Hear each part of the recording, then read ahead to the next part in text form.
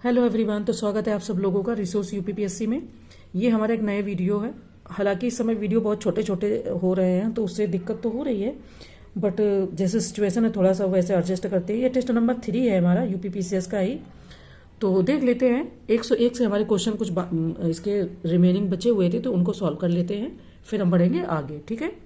Question है हमारा कि वर्ष 1923 में गठित ली कमीशन का उद्देश्य था। ऑप्शन ए, राष्ट्रीय प्रेस पर सेंसरशिप आरोपित करना। बी, सिविल सेवाओं में भारतीयों की भर्ती प्रणालियों की जांच करना।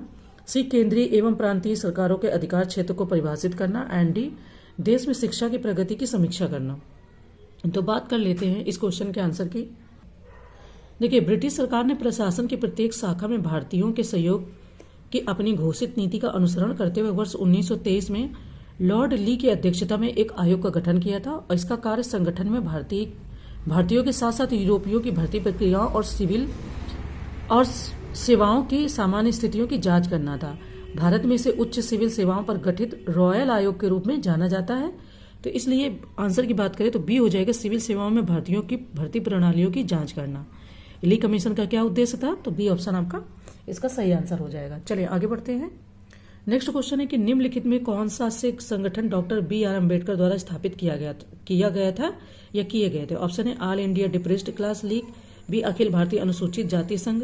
थर्ड, बहिष्कृत हितकारिणी सभा। तो उपयुक्त विकल्पों में से कितने सही? ऑप्शन ए केवल 1, ऑप्शन बी केवल 2, ऑप्शन सी सभी 3 या डी उपरोक्त में से कोई नहीं। तो देख लेते हैं, ये भी बहुत कॉमन क्वेश्चन है, आते रहते हैं। चुनाव में आरक्षित सीट जीतने के लिए कांग्रेस के लिए मतदाताओं को जुटाने के लिए राजनीतिक मोर्चे की जरूरत थी, इसलिए कांग्रेस ने वर्ष 1935 में बिहार के एक दलित नेता जगजीवन राम की अध्यक्षता में all India depressed class league का गठन किया था। तो फर्स्ट तो यहाँ पर सही नहीं है। अगर बात करें तो बी ऑप्शन केवल 2 आपका यहाँ पर सही हो जाएगा। ठीक है। वर्ष 1923 में अम्बेडकर ने अस्पृश्य अछूतों की नैतिक और भौतिक प्रगति के लिए बॉम्बे में बहिष्कृत हितकारिणी सभा नामक एक संगठन की शुरुआत की थी। तो 2 और 3, केवल 2 का मतलब 2 ऑप्शन यहाँ पर सही है, ये और ये अखिल भारतीय। तो बी में 2 ऑप्शन आपके यहाँ सही हो जाएंगे, सेकेंड और थर्ड। ठीक है, तो ऑप्शन बी हमारा सही है। चलो आगे बढ़ते हैं। नेक्स्ट क्वेश्चन है कि होम रूल आंदोलन की मुख्य मांग क्या थी? ऑप्शन है भारत की पूर्ण राजनीतिक स्वतंत्रता। बी, भारत के स्थानीय प्रशासन को अंग्रेजों से मुक्त कराना। सी, भारत में शीघ्र 1909 के अधिनियम को लागू कराना। एंड डी, व्हाइट कॉलोनी यानी व्हाइट कॉलोनीज के समान स्वशासन का अधिकार। तो यहाँ पर बताना है कि इसमें से कौन सा इसका काम था। देखो, बात करें तो होम रूल आंदोलन की मुख्य मांग थी व्हाइट कॉलोनीज के समान स्वशासन का अधिकार। अतः विकल्प डी यहाँ पर सही हो जाएगा कि इस होम रूल आंदोलन की मांग क्या थी, तो ये। ठीक है।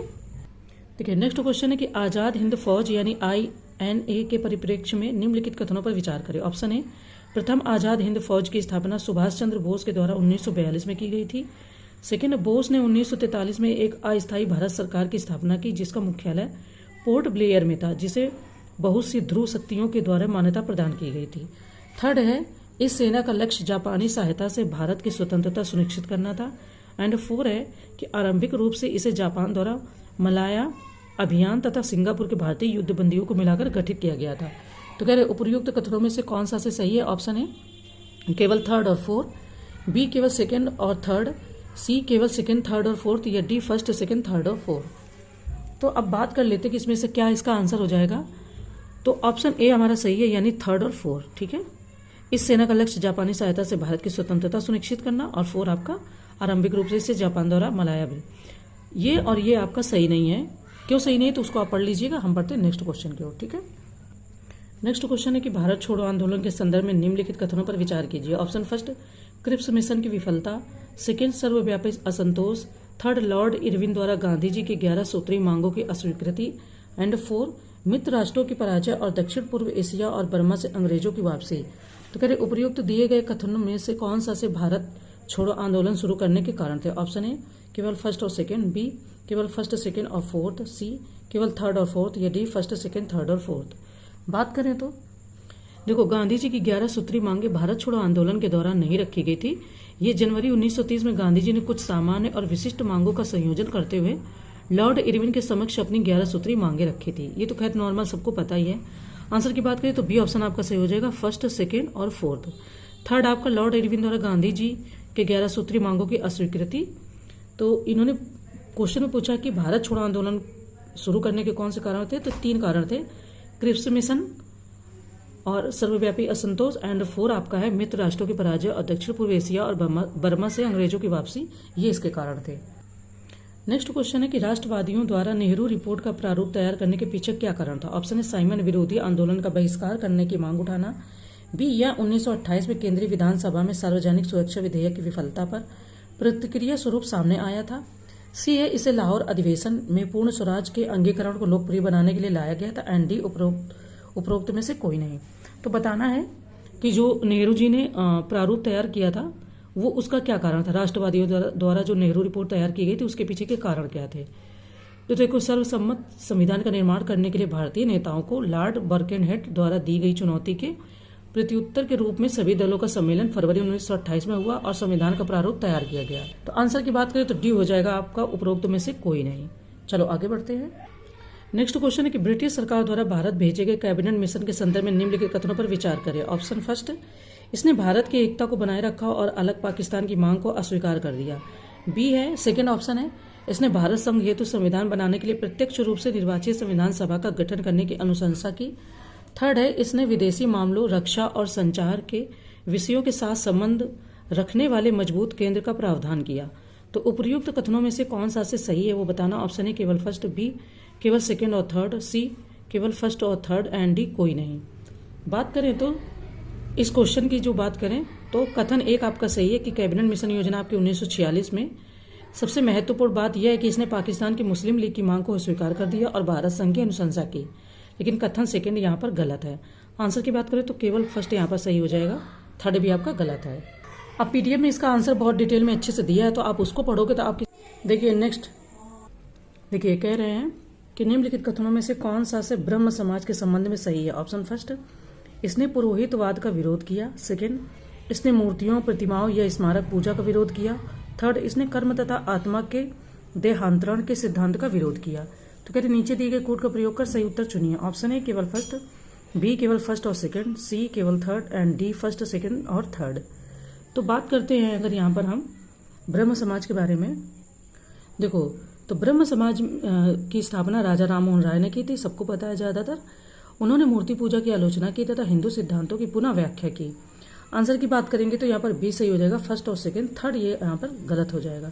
क्यों गलत हो जाएगा, तो उसके लिए आप पीडीएफ को पढ़ेंगे और वीडियो को देखेंगे तो समझ में आ जाएगा, है ना। चलो हम आगे बढ़ते हैं। ऐसे क्या है ना, वीडियो ज़्यादा लॉन्ग नहीं होता है और आसानी रहती है आप लोगों को भी छोटा वीडियो को तुरंत देख के सॉल्व करने में, ठीक है।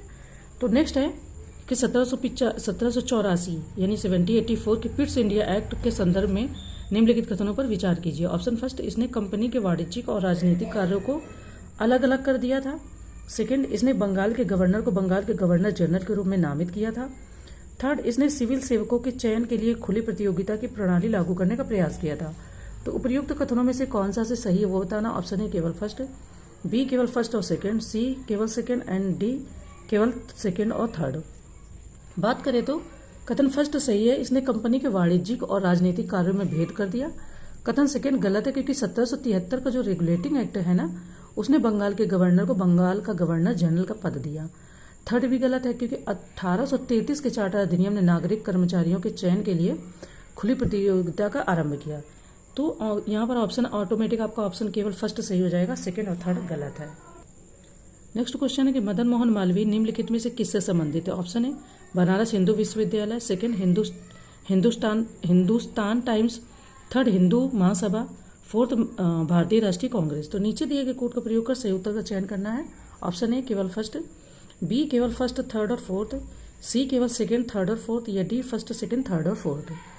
तो बात करें मदन मोहन मालवीय जी के बारे में, तो मदन मोहन मालवीय जी को बनारस हिंदू विश्वविद्यालय के संस्थापक के रूप में जाना जाता है एंड वह 2 अवसरों 1909 और 1918 में भारतीय राष्ट्रीय कांग्रेस के अध्यक्ष रहे थे। उन्होंने 1934 में कांग्रेस छोड़ दिया और वह हिंदू महासभा के सदस्य भी थे। वे 1922 में गया में तथा 1923 में काशी में हिंदू महासभा के विशेष सत्र के अध्यक्ष भी रहे थे। आंसर की बात करें तो डी सही हो जाएगा, यानी कि फर्स्ट, सेकेंड, थर्ड और फोर्थ सभी सही हैं, ठीक है। देखिए ये टेस्ट सीरीज सॉल्व कर लेते हैं, 1-2 टेस्ट और बाकी हैं। अभी हम लगभग 6-7 दिन के बाद में मेंस की टेस्ट सीरीज में ज्वाइन कर रही हूँ। कोशिश करूँगी 2 इंस्टीट्यूट की ज्वाइन करूँ, ताकि उससे क्या रहेगा कि डिफरेंट ओपिनियन बनते हैं और अपना भी जो कंटेंट रहता है और जो अपनी समझ रहती है उससे ये फर्क आता है कि हम कहाँ पर गलत कर रहे हैं। तो दोनों लोग अलग अलग ओपिनियन दोनों जगह से मिलेगा तो उससे सुधार में सहयोग रहता है और हेल्प भी मिलती है। तो उसकी कुछ चीज़ें मैं शेयर करूँगी आपको, जो मेंस की टेस्ट सीरीज होती है उसको शेयर किया करूँगी, आप बताएंगे कमेंट में, तो उससे अगर आपको भी हेल्प मिलेगी तो सही रहेगा। ठीक है, चलो आगे बढ़ते हैं। देखिए नेक्स्ट कह रहे हैं कि भारत में 18वीं शताब्दी के उत्तरार्ध में मुआमरिया द्वारा निम्नलिखित में से किस शक्ति के विरुद्ध विद्रोह किया गया? ऑप्शन है त्रावणकोर के शासक, बी असम के अहोम राजा, सी हैदराबाद के निजाम, या डी अवध के तालुकदार। तो 1769 में मुआमरिया का विद्रोह जो होता है वो असम के अहोम राजाओं के अधिकार के लिए एक शक्तिशाली चुनौती थी। आंसर की बात करें तो फिर आपका बी सही हो जाएगा, असम के अहोम राजा। नेक्स्ट क्वेश्चन है कि रॉलेट एक्ट के संदर्भ में निम्नलिखित कथनों पर विचार करें। Option first, imperial legislative council के सभी निर्वाचित भारतीय सदस्यों ने बिल के खिलाफ मतदान किया। सेकेंड, इस अधिनियम ने राजनीतिक कार्यकर्ताओं को बिना जूरी के मुकदमा चलाने या यहां तक कि बिना मुकदमे के कैद करने की अनुमति दी। तो उपयुक्त कथनों में से कौन सा से सही है? ऑप्शन ए केवल फर्स्ट, बी केवल सेकेंड, सी फर्स्ट और सेकेंड दोनों, डी ना तो फर्स्ट और ना ही सेकेंड। रॉलेट एक्ट के बारे में ज़्यादातर सभी लोग अच्छे से जानते ही हो। जब हम हिस्ट्री, मॉडर्न हिस्ट्री पढ़ते हैं तो आपको ये सारे एक्ट 1919 का, 1909 का, रॉलेट एक्ट, ऐसे करके काफ़ी सारे हैं ना। देखिए बात करें मोंटफोर्ट सुधारों के लागू होने के ठीक 6 महीने पहले इंपीरियल लेजिस्लेटिव काउंसिल में 2 बिल पेश किए गए। उनमें से एक को हटा दिया गया, लेकिन दूसरा भारतीय रक्षा विनिमय अधिनियम 1915 का विस्तार मार्च 1919 में पारित किया गया और इसे आधिकारिक तौर पर अराजक और क्रांतिकारी अपराध अधिनियम कहा जाता था, लेकिन लोकप्रिय रूप से रॉलेट एक्ट के रूप में जाना जाता था। यहाँ पर काफ़ी सारी चीज़ें हैं। आंसर की बात करें तो सेकंड सही हो, सी सही है ऑप्शन, यानी कि फर्स्ट और सेकंड दोनों ही आपके सही है। ठीक है, देखिए नेक्स्ट कह रहे हैं कि आधुनिक भारतीय इतिहास के संदर्भ में पूना समझौते के संबंध में निम्नलिखित में से कौन सा से सही नहीं है? अब यहाँ पर सही नहीं है वो बताना। ऑप्शन ए, दलित वर्गों की ओर से इस पर BR अम्बेडकर ने हस्ताक्षर किए थे। बी, केंद्रीय विधानमंडल में 50% सीटें दलित वर्गों के लिए आरक्षित थी। सी, दलित वर्गों के लिए पृथक निर्वाचक मंडल के विचार को त्याग दिया गया। एंड डी, इसे सरकार द्वारा कम्युनल अवार्ड में संशोधन के रूप में स्वीकार किया गया। फिलहाल यहाँ पर सही है ये नहीं पूछा है, उन्होंने पूछा कि सही नहीं है। पूना पैक्ट महात्मा गांधी और बाबा साहेब अम्बेडकर के बीच 24 सितंबर 1932 को यरवदा सेंट्रल जेल पूना में दलित वर्गों और उच्च जात के हिंदू नेताओं की ओर से दलित वर्गों के लिए ब्रिटिश भारत सरकार की विधायिका में चुनावी सीटों के आरक्षण पर हस्ताक्षर किए गए एक समझौते को संदर्भित करता है, इसलिए कथन ए आपका यहाँ पर सही है। अगर सही नहीं है तो वो बी है आपका। इन्होंने बोला है कि केंद्रीय विधानमंडल में 50% सीटें दलित वर्गों के लिए आरक्षित हैं। तो देखो दलित वर्गों के लिए आरक्षित सीटों को प्रांतीय विधानसभा में 71 से बढ़ाकर 147 कर दिया गया और केंद्रीय विधानमंडल में कुल सीटों का 18% कर दिया गया, इसलिए कथन बी आपका यहाँ पर सही नहीं है। और उन्होंने पूछा कि सही नहीं बताना, इसलिए ऑप्शन बी सही हो जाएगा क्वेश्चन का आंसर। ठीक है, चलो आगे बढ़ते हैं।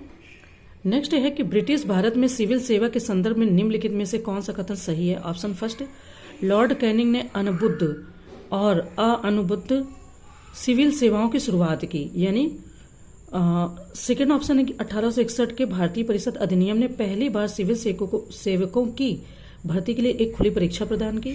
सी ऑप्शन है लॉर्ड कॉर्नवालिस ने पहली बार जिला कलेक्टर के पद का सृजन किया। एंड डी ऑप्शन है कि भारत सरकार अधिनियम 1919 में भारत और इंग्लैंड में अलग अलग आयोजित होने वाली भारतीय सिविल सेवा ICS की भर्ती परीक्षा के लिए प्रावधान किया गया।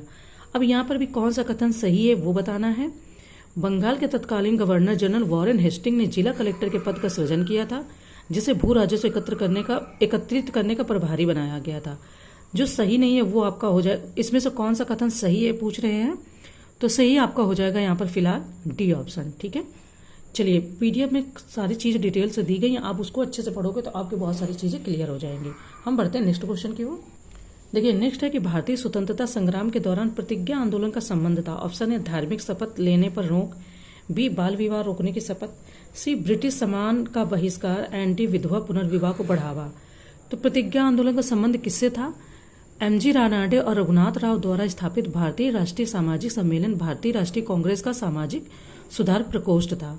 बाल विवाह को प्रतिबंधित करने की शपथ लेने के लिए प्रेरित करने के लिए प्रसिद्ध प्रतिज्ञा आंदोलन शुरू किया गया। तो बी ऑप्शन आपका हो जाएगा बाल विवाह रोकने की शपथ। ठीक है, देखो नेक्स्ट कह रहे हैं कि घेरे की नीति के संबंध में निम्नलिखित कथनों पर विचार करें। घेरे की नीति यानी कि रिंग नीति यानी कि रिंग फेंस। ऑप्शन ए, इसका उद्देश्य कंपनी की सीमाओं की रक्षा के लिए बफर जोन बनाना था। सेकंड, यह सहायक संधि की नीति का विस्तार था। तो कह रहे नीचे दिए गए कूट का प्रयोग कर गलत कथन का चयन करें। ऑप्शन ए केवल फर्स्ट, बी केवल सेकंड, सी फर्स्ट और सेकंड दोनों, डी ना तो डी फर्स्ट और सेकंड भी नहीं। तो अब देखते हैं कि घेरे की नीति के बारे में क्या है। तो रिंग ऑफ फेंस की नीति का उद्देश्य कंपनी की सीमाओं की रक्षा के लिए बफर जोन बनाना था, सबको पता है। और सहायक संधि की लॉर्ड वेलेस्ली नीति रिंग ऑफ फेंस का विस्तार थी। आंसर की बात करें तो ऑप्शन ए फिलहाल हमारा यहाँ पर सही हो जाएगा। नेक्स्ट क्वेश्चन है कि निम्नलिखित में से कौन सी महिला क्रांतिकारी और उनके कार्य सुमेलित है। ऑप्शन ए बीना दास, गिरफ्तार कर सूर्य सेना के साथ मुकदमा चलाया गया। बी कल्पना दत्त, राज्यपाल के दीक्षांत समारोह के दौरान उन पर गोली चलाई गई। थर्ड प्रीतिलता वाडेदार या वाडेदर, छापेमारी के दौरान मौत। फोर्थ शांति घोष और सुनीता चंदेरी, स्कूली लड़कियां जिन्होंने जिलाधिकारी की गोली मारकर हत्या की। तो कह रहे नीचे दिए गए कूट का प्रयोग कर सही उत्तर चुनिए। ऑप्शन ए केवल फर्स्ट और फोर्थ, बी सेकंड थर्ड और फोर्थ, सी फर्स्ट थर्ड और fourth and D first second और फोर्थ। आंसर की बात करें तो आपका सी यहाँ पर सही हो जाएगा, विच मीन्स कि फर्स्ट थर्ड और फोर्थ। ठीक है, देखिए नेक्स्ट क्वेश्चन है कि निम्नलिखित कथनों पर विचार करें। ऑप्शन ए गांधी इरविन समझौते पर 5 मार्च 1930 को हस्ताक्षर किए गए थे। सेकंड, सरदार वल्लभ भाई पटेल ने गांधी इरविन समझौते को 2 महात्माओं को मिलन कहा था। तो कूट दिया कह रहे उपयुक्त कथनों में से कौन सा से सही है। ऑप्शन है केवल फर्स्ट, बी केवल सेकंड, सी फर्स्ट और सेकंड दोनों, डी ना तो फर्स्ट और ना ही सेकंड। आंसर की बात करें तो सी आपका सही हो जाएगा, यानी कि फर्स्ट और सेकंड दोनों। ठीक है, कुछ चीजें और भी अच्छे से दी हैं पर मैं डिटेल नहीं बताती हूँ क्योंकि वीडियो लंबी हो जाती है ना। देखिए नेक्स्ट कह रहे कि सन्यासी विद्रोह के बारे में निम्नलिखित कथनों पर विचार करें। ऑप्शन फर्स्ट, सन्यासी विद्रोह में सबसे पहले धार्मिक भिक्षुओं और बेदखल जमींदारों के नेतृत्व में बंगाल के विस्थापित किसान और विस्थापित सैनिक थे। सेकंड, इसे बंकिम चंद्र चटर्जी ने अपने उपन्यास आनंद मठ में प्रसिद्ध किया था। थर्ड, वंदे मातरम गीत का प्रयोग आनंद मठ पुस्तक में किया गया। तो उपयुक्त में से कौन सा से सत्य है। ऑप्शन ए केवल फर्स्ट और सेकंड, बी केवल सेकंड और थर्ड, सी केवल फर्स्ट और थर्ड, या डी उपयुक्त सभी। आंसर की बात करें तो डी ऑप्शन आपका सही हो जाएगा, यानी कि उपयुक्त सभी। ठीक है, चलो आगे बढ़ते हैं। नेक्स्ट है कि भारत के स्वतंत्रता संग्राम से संबंधित घटनाओं को सबसे पहले से शुरू करके कालानुक्रमिक क्रम में व्यवस्थित करें। ऑप्शन ए व्यक्तिगत satyagraha, second Cripps mission, third Bharat Chhodo Andolan, fourth CR formula और फिफ्थ INA परीक्षण। अब हमको यहाँ पर मिलान करना, ये हमारा कोड दिया गया है। तो पहले हम इनकी घटनाओं को देख लेते हैं। देखो पहली जो घटना होगी वो हमारी हो जाएगी 1940 की। 1940 में क्या हुआ था, तो आपका व्यक्तिगत सत्याग्रह हुआ था। ठीक है, क्रिप्स मिशन मार्च 1942 का हो जाएगा 1942। भारत छोड़ो आंदोलन की अगर बात करें तो ये आपका 8 अगस्त 1942 ये भी है, बट मंथ में फर्क है, इसमें कंफ्यूज मत होइएगा। ये मार्च और अप्रैल के बीच होता है और ये आपका अगस्त के मंथ में होता है। CR फार्मूला आपका 1944 एंड लास्ट है INA परीक्षण, तो ये आपका 1945। ठीक है, तो इस तरीके से देखेंगे तो फिर हमारा फर्स्ट कोड ही यहाँ पर सही हो जाता है। ओके, चलिए